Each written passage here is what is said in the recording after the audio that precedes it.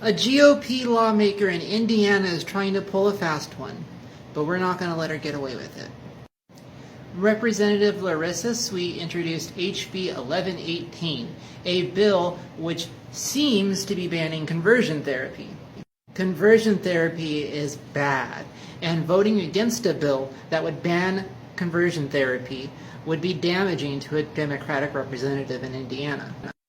Sweet is hoping she can trick the public and Democratic lawmakers into voting for her bill, but in reality, it doesn't actually ban conversion therapy. What the bill would actually do is make it illegal, make it child abuse, in fact, to provide gender-affirming care to minors in the state. To make things worse, the bill bans a lot of specific things, some very strange specific things that are already illegal. So in the same section, it will ban electrocuting a child's genitals, which is wrong, but already illegal. And then in the next sentence, we'll ban gender-affirming therapy and puberty blockers and that sort of thing. This way, Republicans and conservatives can point to the no votes on the bill and say, hey, look, these people voted against a bill that would ban electrocuting children's genitals. These sorts of sneaky attempts at passing anti-trans legislation is happening all over the country. This is just a particularly egregious example. If you live in Indiana, please contact your representative and let them know how you feel about this bill and what the bill is actually doing. And if you're not in Indiana, remain vigilant. Review the laws that are being introduced in your state, contact your representatives when necessary, and just make sure to keep track of what's going on. Our opponents are profoundly evil, and they'll use whatever tricks necessary to advance their agenda. We have to keep an eye on them, and we have to educate ourselves and others. A state legislator in Nebraska has introduced a ban on minors attending drag, but the bill is actually a lot worse than it looks on the surface. While such a ban itself would be bad enough, in reality what this bill seeks to do is it seeks to push trans people and gender nonconforming people in general out of public life entirely. The bill would make it a misdemeanor to allow a minor to be in attendance at a drag show or for a venue to have a drag show occurring where minors are present. And that's a bad thing. That should be opposed just on its own. But what's worse about it is the way that it defines who a drag performer is and what that sort of performance looks like. You see, the bill defines a drag performer as somebody whose gender differs from the one assigned at birth. That's it. If you meet that standard, you're a drag performer according to this bill.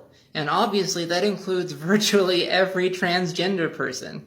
The bill then goes on to say that if such a performer engages in a performance before an audience, they are now engaging in a drag show. So any person whose gender expression is different than that assigned at birth that chooses to perform before an audience will be committing a crime and subject others to being convicted of a crime if there's a minor present at all. So if I were, say, a drummer in a rock and roll band, and we had a tour set up, and we come through the state of Nebraska, and we play our little songs at an all-ages venue, we're criminals. The venue is committing a crime and can be fined. This is insane. If all this was a ban on minors attending all-ages drag shows and that sort of thing, that would be bad enough. But this is far worse than this. This is a full-on assault on the trans community and the queer community in general. Also, big shout out to Senator Megan Hunt, the first openly queer senator in Nebraska who filed a priority motion to kill the bill. So thank you for that. Way to go. That's the kind of thing that we want to see from you. Our rights in existence are under assault in many, many states right now. Now is the time to keep an eye on your legislature, read the text of the bills that they're introducing, and remain vigilant. Educate yourselves and others. I love you guys. We finally have some positive, some good news to discuss.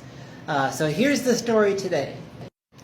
A district court recently ruled against a hospital and in favor of a transgender man who was denied gender-affirming surgery solely based on his gender identity.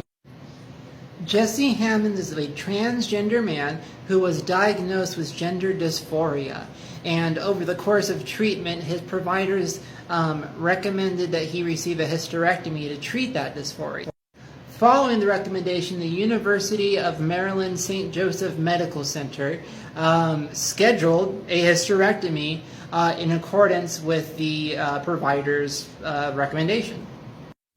Then, in 2020, the night before the surgery was scheduled to go ahead, the hospital contacted Mr. Hammonds and let him know that the surgery would not be going forward because the hospital does not do trans-affirming care. It appears that the reason it was scheduled is because somebody who, other than the surgeon, it wasn't the surgeon that canceled it, but somebody other than the surgeon saw that the surgery was going to take place and felt that it violated the religious rules that the hospital would like to govern itself by. However, those religious rules discriminate and are against the law.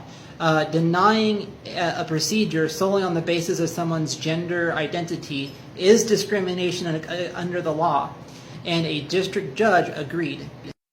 This is a big deal because individuals who have a vendetta against the trans and just the queer community in general use their position to deny us medical care all of the time. I myself go to a community medical center all the time that has in the past denied me an EKG because they were concerned that it might be used for transitional care sometime in the future and refuses to prescribe medications that have been recommended based off of my diagnosis. When I ask why, it just comes down to the fact that the person in charge of the general practice at that facility has a problem with transitional care, and she's the only one that they have for that spot, so she just gets away with it. So if you're cis, just know that this sort of thing happens to us all the time. And if you're a trans person who's being denied medical care because of your identity, just know that you may not always be up for it as far as like really fighting for your rights and getting the care that you deserve and being treated equally. Sometimes you may not have that in you. But when you do, it's worth it to do so. It can make a difference. We're all in this fight together. I love you guys.